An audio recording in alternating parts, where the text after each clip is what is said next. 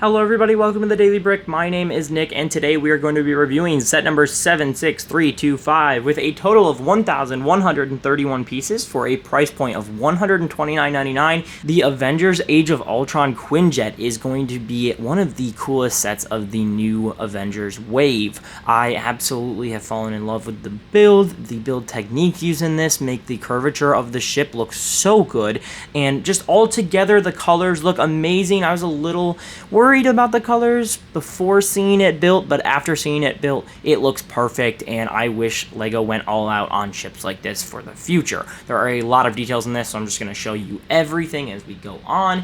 There are a total of 5 minifigs, 2 or 3, actually 3 of which are repeats, 2 of which are completely new for the set.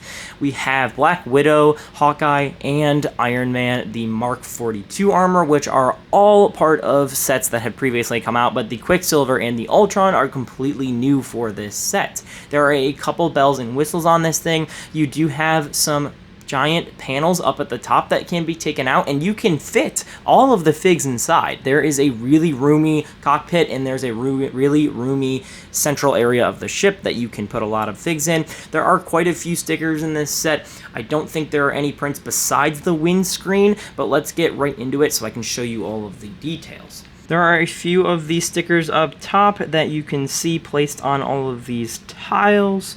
And you do have the Avengers logo right up here. Taking these center panels off, you do see the interior of the ship. You can take this center panel off as well, and you do get the cockpit with 2 driver seats, and you do have a computer screen back there, as well as a wanted sticker for Ultron sitting up here on the wall.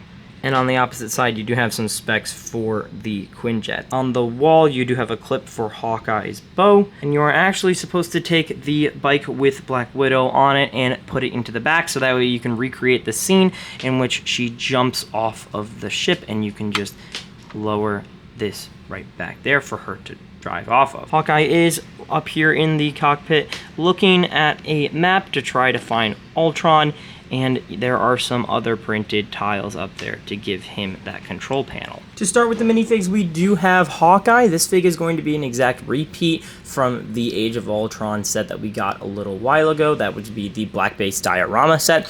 The leg print and the torso print bleed into each other really well, and honestly, this might be one of the best Hawkeyes that we've ever gotten, including the CMF one, and I honestly think that this might be my favorite personally.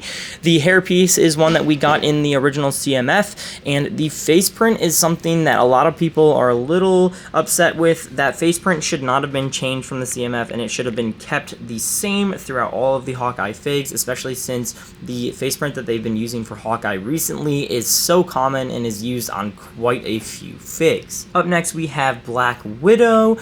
This Black Widow is going to be another repeat from that same set. The print on the legs and the print on the torso are unique to Black Widow, however. Her fig is pretty good as always, and that face print we have had for her for a long time, even before Infinity War wave of sets.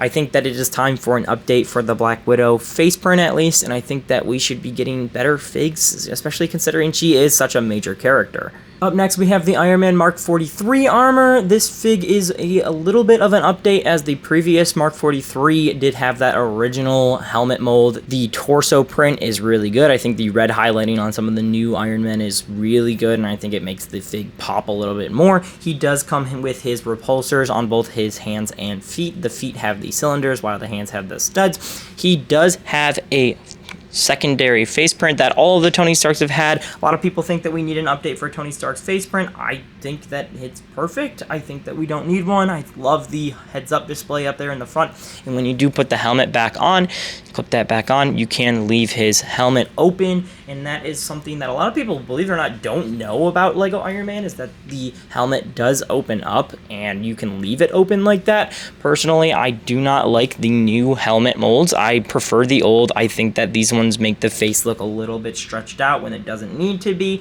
And yeah, let's get on to the next fig. Up next, we have a fig that has not been recreated in 10 years. We have Quicksilver Pietro Maximoff. The legs are going to be completely plain black legs. The torso, however, is going to be an updated version of the original torso that we got. It is going to be in that sand blue color with dark blue and white highlights all over it. I think that it looks really good. I love the muscle shirt. I think that it brings out the different details on the front really well, and I think it makes everything pop. The white hair in that Han Solo mold looks really good for him. I only have one complaint with the face print, being that we just got that face print on the Eddie Brock for the new wave of Marvel sets as well. I don't know if it looks like Aaron Taylor Johnson very much. I think that the stubble does. However, the face expression, I don't know, something's off about it. And the color for his beard is not that reddish brown color. Not sure why they would have given him that, but otherwise it still is a good fit. He does have a secondary face print, a little bit more angry. This one does look a little bit more like him, but again, I wish that they did give him an exclusive face print. Last but not least, we have the namesake of the film, Ultron. This fig is going to be entirely new. The details across this fig are really good. There is a lot of back printing. There's a lot of back head printing and front head printing, obviously. The leg print is really good, something that we don't get in a lot of Marvel figs unless you're buying this set, because this set does have a lot of figs that do have leg prints. The little neck armor piece is used here again in that silver color rather than the dark silver. We do have some of those prints up on the front that give it a shine when it does hit the sunlight just right. He also comes with the leg and hand repulsors. This face print is a little squished on the fig. I do wish that we were given a little bit better of a head print. I think that his eyes look a little funny. Other than that, he looks perfect. I would love to add this to my collection, as any Ultron collector would. This is going to be the second Ultron that we've gotten in 2025, which is very interesting. We just got one based off of the comics using the same actual silver neck piece for the armor.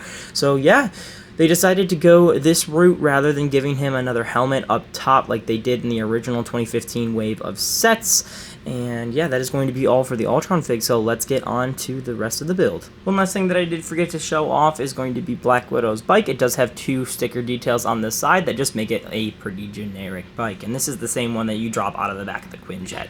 Topping off the line of big buildable Marvel ships, the Quinjet is going to be one to remember with all of its details, its stud shooters at the bottom, and great use of pieces. I love all the angles on this thing again, and the colors work so well. I'm sure you can see on the actual video that shine that it gives off when it hits the sun is just perfect. And yeah, that is going to be all for today, so thank you guys so much for watching, and we will see you in the next one.